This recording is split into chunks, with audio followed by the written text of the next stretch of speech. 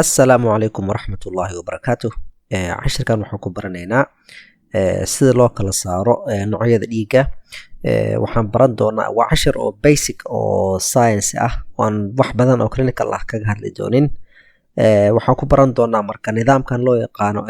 ABO system physiology-giisa iyo nidaamkan loo yaqaano rhesus system. Laakiin muhiimadda cashirkan ayaa waxay tahay inaan kala baranno waxa uu yahay antigen iyo waxa uu yahay antibody. Sababtoo ah marka la baranayo ABO system waa nidaam aad u fudud oo physiology ahaan oo aad u fudud fahmitaankiisa, laakiin waxaa arkaysaa mararka qaar dad qaar oo ku wareersan waxa uu yahay antigen, waxa uu yahay antibody iyo qaabka immune systemka loo kicin karo oo dhibaato qofka gaarsiin karta. Marka waxaan isku dayi doonaa in ardayda ay fahmaan waxyaalaha oo basic ah si hadhow markii waxyaala clinical ah oo laga hadlayo ay ugu fududaato sharxitaankiisa iyo fahamkiisa. Su-aasha ayaa waxay tahay muxuu yahay antibody? Antibody waa protein uu soo saaro jirkaaga, gaar ahaan immune systemka, kaasoo garta wixii jirka soo galo oo ajnabi ah. Waa protein waxaa soo saara muxuu ahaa immune cellskaaga unugyo ka mid ah oo loo yaqaano plasma cells, kaasoo marka ka mid ah B lymphocyte markii la active gareeyo wuxuu soo saaraa antibody. Marka antibody waa sida oo police oo kale oo garanaya tuugada waxa xun oo kale, waxa dibadda ka yimid. Waxaas dibadda ka yimid oo uu garan karo antibodieska waxaa loo yaqaanaa antigen. Marka haddaan mithaal ahaan fiirino, haddaan booliiska iyo tuugada isbarbardhigno, waxaan dhihi karnaa antibody waa sida booliiska oo kale oo ilaalinaya inay nabad jirto. Tuugadana waa waxa antigenka ah oo dibadda ka yimid oo raba inuu fowdo sameeyo. So marka antibodieskaas wuxuu garanayaa waxa dibadda ka yimid oo antigenka ah, kaasoo marka burburiya. Marka jirka bini'aadamka ilmaha markay calooshooda ku samaysmaan wuxuu sameeyaa qofka intuu nool yahay immune systemkiisa wuxuu kala bartaa waxa selfiga macnaa sida identification ama ID ama passport oo qof leeyahay oo lagu garan karo unugyada oo jirka ka mid ah dhammaantood iyo receptorada iyo moleculeska ay leeyihiin. Taas marka macnaheedu waxay tahay wax walba oo aan la mid ahayn unugyada jirka ka mid ah in jirka ama immune systemkiisa uu attack gareeyo u burburiyo. Marka muhiimadda ay leedahay arrintan ayaa waxay tahay waxyaalaha dibadda ka yimid sida antigenka oo kale. Marka antigenka asaga haddii aan qeexno waxa uu yahay, marka haddaan isku dayo inaan ka jawaabno su-aashaas oo ah waa maxay antigen? Antigen waa wax walba oo keeni kara immune systemkaaga in uu active gareysmo oo weerar uu ku qaadi karo. Marka waa wax dibadda ka yimid badanaa, wuxuu noqon karaa waxyaalaha oo raashinka oo kale. Dadka qaar waxay allergic reaction ka qaadaan caanaha oo kale ama cheese-ka oo kale, muxuu ahaa xataa pollen, muxuu ahaa waxyaalaha oo graaska oo dadka hay fever uu ku dhaco oo kale. Taas macnaheedu waxay tahay in jirkaaga uu garto waxa inuu dibadda ka yimid oo uu attack gareeyo, waana si jirka loo difaaco. Marka sababta antibodies loo sameynaya waxay tahay jirka Ilaahay ugu uumay in jirka uu ka ilaaliyo infection inuu soo galo sida oo bacteria oo kale ama fungal infection ama protozoa, waxaa jirka inuu soo weeraro. Marka waxyaalahaas oo antibodieska iyo immune cellska ay gartaan oo dibadda ka yimid ayaa waxaa loo yaqaanaa antigen. Markaasaan soo sheegnay antigenka waxyaala badan ayuu noqon karaa. Raashin ayuu noqon karaa, wuxuu noqon karaa bacteria, wuxuu noqon karaa virus, wuxuu noqon karaa fungus, wuxuu noqon karaa protozoa, wuxuu noqon karaa red blood cell oo lagugu shubay. Haddii qof kale dhiig laga soo qaado, qofkaas dhiiggiisa ama unugyada oo cascas red blood cells waxay leeyihiin borotiino oo ay dhici karto inuu ka duwan yahay borotiinada oo qofka lagu shubayo jirkiisa uu leeyahay. Taas macnaheedu waxay tahay marka antibodieskaas oo qofkaas uu leeyahay in ay gartaan unugyada cascas borotiinada dul saaran inay ka duwan yihiin unugyada asaga uu leeyahay oo attack gareeyaan. Marka unugyada cascas ayaa waxay leeyihiin borotiino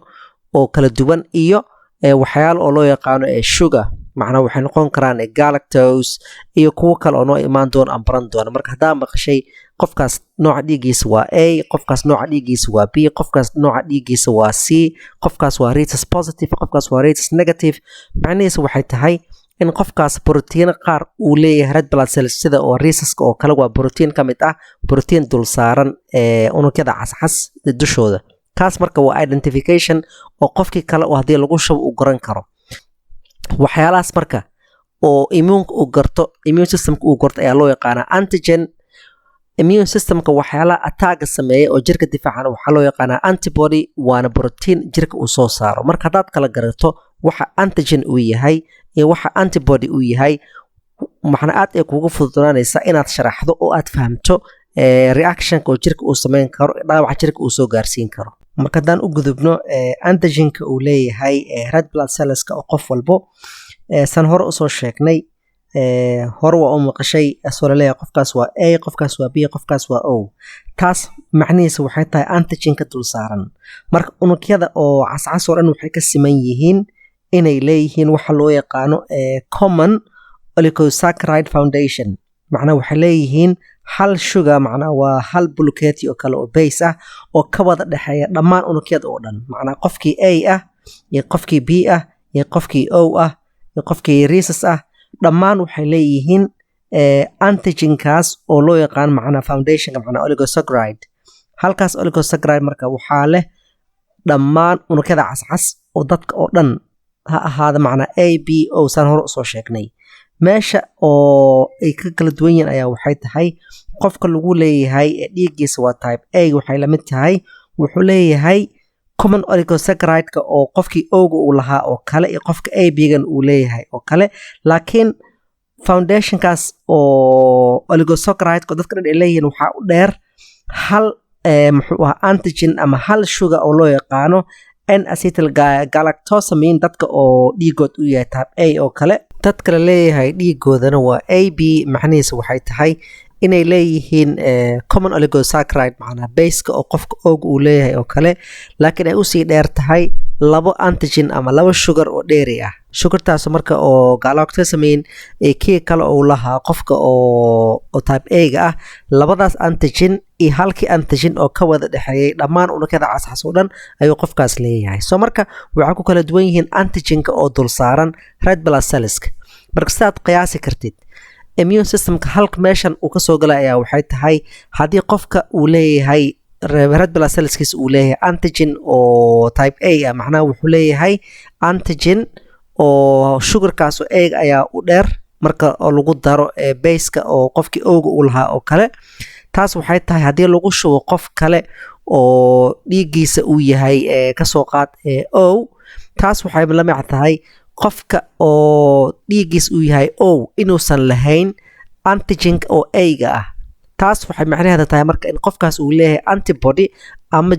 jirkiisa difaacaysa uu garan karo in waxaan jirkiisa soo galay uu yahay antigen oo ajnabi ah. macnaha type A-gaas oo qofkan dhiiggiisa lagu shubay wuxuu u garanayaa wax ajnabi oo dibadda ka yimid inuu yahay, sidaas ayuu ku weerarayaa, taasoo keeni karta marka allergic reaction oo halis ah. si la mid ah qof oo type O ah haddii lagu shubo qof oo dhiiggiis uu yahay AB, waxay keeni kartaa massive macnaha allergic reaction, immune reaction inuu ku dhaco, sababtoo ah qofka type O-ga ah ma laha antigen oo A iyo antigen oo B ma laha, macnaha sokortay dul saarneed ma laha. cagsigeed wuxuu leeyahay antibody oo dilaya waxyaalahaas antigenka oo dibadda ka yimid saaran oo noqon kara A noqon kara ama B noqon kara. marka haddaan fiirino waxaan loo yaqaano rhesuska, wuxuu dheer yahay waa identification oo dadka qaar ay leeyihiin. macnaha rhesuska waa protein oo dadka qaar ay leeyihiin, dadka qaarna aysan lahayn. marka waxaan lagu leeyahay A positive, waxay tahay qofkaas dhiiggiisa waa A, macnaha wuxuu leeyahay basekii oo saccharide oo O-ga oo lagu sii daray antigen oo A ah. waxaa usii dheer inuu leeyahay protein oo rhesus lagu magacaabo. proteinkaasoo marka noocyo badan leh, wuxuu noqon karaa rhesus type A, rhesus type B, wuxuu kaloo noqon karaa rhesus type A oo small letter asoo capital letter, B oo capital letter asoo small letter ah, iyo waxaa jiro D. macnaha waa noocyo kala duwan oo proteinka ah ayaa waxaa loo bixiyey magacyo, wuxuu u taagan yahay marka xarfahaas. marka qofka haddii dhiiggiis A u yahay oo kale, mithaal ahaan uuna leeyahay proteinkaas oo rhesuska lagu magacaabo, waxaa lagu magacaaba qofkaas A positive. haddii qofkaas dhiiggiisa A uu leeyahay uusan lahayn proteinkaas oo rhesuska ah oo macnaha red blood cellskiis uusan dul saarnayn, qofkaas waxaa loo yaqaanaa A minus. marka haddaa maqashid qofkaas waa A positive, waxay tahay inuu rhesus proteinka oo rhesuska red blood cellskiis uu leeyahay. qofka lagu leeyahayna waa rhesus negative, waxay tahay inuusan lahayn rhesus. so marka muhiimadda rhesuska ayaa waxay tahay inay muhiim u tahay hooyada oo kale, sababtoo ah haddii hooyada dhiiga nooceeda uu yahay O oo kale, taas macnaheeda waxay tahay gaar ahaan O negative taas waxay la mid tahay in hooyada aysan lahayn rhesus macna borotiinka oo rhesuska ah haddii marka uurka ay ku qaado cunug oo rhesus positive ah taas waxay keenaysaa in oo hooyada jirkeed haddii uu desensitization noqdo desensitization waxaa loo yaqaanaa in immune systemkeed uu garto in cunugan uu leeyahay antigen oo foreign body ah sababtoo ah hooyada iyo cunugeeda waa laba qof oo kala duwan macnaa laba shaqsi kala yihiin oo kala lahaan kara antigen oo kala duwan marka cunugaas red blood cells uu saaran yahay antigenka oo rhesuska ah oo hooyada red blood cellskeeda aan lahayn hooyada immune systemkeed ayaa wuxuu sameynayaa antibody oo loo yaqaano macnaa IgG antibodyyaalka ayaa waxay leeyihiin noocyo kala duwan sida IgG IgM hooyada marka cunuga koowaad caadi ayay u dhalaysaa laakiin jirkeed ayaa wuxuu u diyaarsan yahay haddii mar kale uur ay qaado oo cunugaasna uu noqdo cunug oo rhesus positive ah hooyada immune systemkeed ayaa ka takhalusaya cunugaas diilaya soo marka ilmaha waxay noqonaysaa in hooyadii mar walba ilmaha ay kasoo dhacaan oo immune systemkeed uu dilayo uusan aqbalaynin in cunug oo rhesus positive ah uurkeed uu galo sababtoo ah wuxuu u gudbi karaa muxuu ahaa IgG ama antibodies hooyada ay soo saarto placenta ay ka gudbi karaa oo u gudbi karo muxuu ahaa cunugii caloosha ku jiray taas waxaa muhiim ah hooyada haddii oo uur ay leedahay in dhiiggeed oo la baaro oona la yareeyo in uusan isku gudbin dhiiga hooyada iyo cunuga si sensitization uusan ugu dhicin oo inta aan la dhalin ka hor in cunugii loo sameeyo muxuu ahaa nidaamkii oo loogu soo saari lahaa ayagoo dhaawac uusan soo gaarin oo nadiif ah O negativekan marka macnihiisa waxay tahay in oo qof walbo oo lagu shubi karo for example hadda haddii oo red blood cells oo qofka dhiiggiis u yahay O oo kale macnaa wuxuu leeyahay common antigenka macnaa antigenka oo unugyada dhammaan red blood cells ka dhexeeya taas waxay la mid tahay marka inuusan lahayn antigen oo A ah inuusan lahayn antigen oo B ah sidoo kale uusan lahayn rhesus protein inuusan lahayn laakiin wuxuu leeyahay antibody oo weerari kara A antibody oo weerari kara B iyo antibody oo weerari kara rhesus haddii oo sensitizationka lagu sameeyo kaasoo marka halis ay tahay haddii oo qofkaas oo kale oo dhiiggiis lagu shubo oo dhibaato weyn gaari kara soo marka qofka dhiiggiis uu yahay O negative waxaa loo yaqaanaa universal donor sababtoo ah ma laha muxuu ahaa antigen oo A na ma laha antigen oo B na ma laha rhesusna ma laha that's why marka emergencyga la sameynayo oo dhiiga oo O negative oo ah dhiiga ugu fiican oo safena ay tahay qofka in lagu shubo waxaa jira noocyo qaar dhiig oo macnaha oo aad dhif u tahay waxaa jira dadka qaar oo aan lahayn macnaha waxaan dhahnay qofka dhiiggiisa O uu yahay wuxuu leeyahay antigen oo ka wada dhexeeya dhammaan unugyada oo red blood cells dad waxaa jira aan lahayn antigenkaas oo dadka dhan ka wada dhexeeya sida oo antigen oo aad iyo aad dhif u ah oo loo yaqaano Bombay group macnaa Bombay group waxay leeyihiin antigen oo ayaga u khaas ah dadkaas dhiiga O negative xataa ma lagu shubi kara sababtoo ah antigenkan oo commonka dadka oo ka wada dhexeeya macnaa dhammaan red blood cells xataa waxay leeyihiin antibody oo weerari kara marka haddii qofka dhiiggiisa uu yahay Bombay group ama waxaa loo yaqaano Kel ama Kid ama Duffy kuwaas oo dhan waa red blood cells oo antigen oo dhif ah dadkaas waxaa lagu shubi karaa oo keliya dad leh Bombay group ama Kel ama Kid ama Duffy oo dhif iyo naadir ah oo taas macnaheeda ay tahay xataa haddii O negative lagu shubo waxay halis ugu jiraan in oo transfusion reaction oo halisa uu ku dhaco soo marka cashirkan marka dulmaridis ayaa waxay tahay in uu jiro hal antigen oo ka wada dhexeeya dhammaan red blood cellska antigenkaas waa antigenka dul saaran qofka oo lagu magacaabo O oo ah macnaa inay ka maqan tahay antigenka oo A iyo B dadka qaar waxay leeyihiin antigen oo A kaligiisa ah dadka qaarna waxay leeyihiin antigen oo B ah haddii qofka antigenka uu ka maqan yahay haddii qofka A uu yahay oo kale waxaa ka maqan antigen B qofkaas wuxuu lahaanayaa antibody oo weerari kara muxuu ahaa antigenkaasoo ka maqan sidoo kale qofka dhiiggiisa la leeyahay waa AB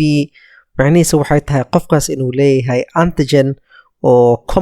common antigenka oo O-ga ah sidoo kale wuxuu leeyahay antigenka oo A-ga ah iyo wuxuu leeyahay antigen oo B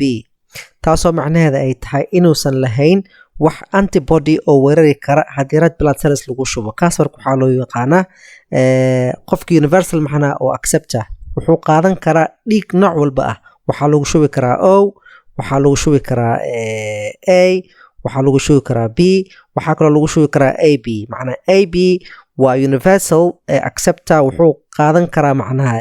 dhiig walbo qofka owga ahna waa universal donor qof walba ayuu dhiig siin karaa laakiin asaga ma qaadan karo AB-na dhiig walba ayuu qaadan karaa laakiin asaga wuxuu dhiig siin karaa oo kaliya qofkii AB ah sababtoo ah waxay ku xiran tahay macnaha waxa antigen oo dul saaran